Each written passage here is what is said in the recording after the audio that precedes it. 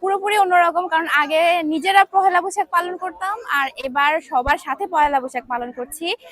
আমরা খুবই আনন্দিত এবং আমাদের প্রত্যেকের ভিতরে এই আনন্দটা কাজ করছে এবং সবাই অনেক উচ্ছ্বাসিত। না, এখনো খাওয়া হয় নাই, সকালবেলা চলে আসছি রেডি হয়ে, এখানে একটু পর খাবো আর কি।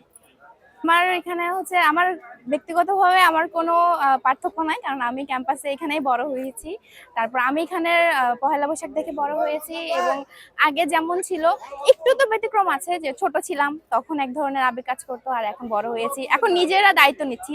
ছোটবেলায় যে শখগুলো ছিল, যে বড় আপু ভাইয়াদেরকে দেখে যে আমরা একদিন এই ধরনের কাজগুলো করব, এই আলপনাগুলো করব, এই ডেকোরেশনগুলো করব, র্যালিতে যোগ দিব, সেইগুলোই এখন আমরা করছি দায়িত্ব নিয়ে। তো অনেক ভালো লাগা কাজ করছে। সাথে বাংলা নববর্ষে যেহেতু সূচনা হলো, নতুন একটা বর্ষ শুরু হলো, আমি চাই বাংলাদেশের সবার ভালো হোক, সবার মঙ্গল হোক এবং আমাদের যত গ্লানি আছে সবার মন থেকে সব গ্লানি মুছে যাক।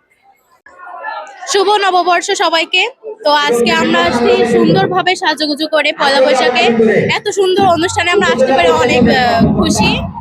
তো উপজেলা পর্যায়ে যে অনুষ্ঠান আয়োজন করা হয়েছে এটার জন্য আমরা অনেক খুশি। প্রতি বছর জন্য এইভাবে আমরা পয়লা বৈশাখ উদযাপন করতে পারি।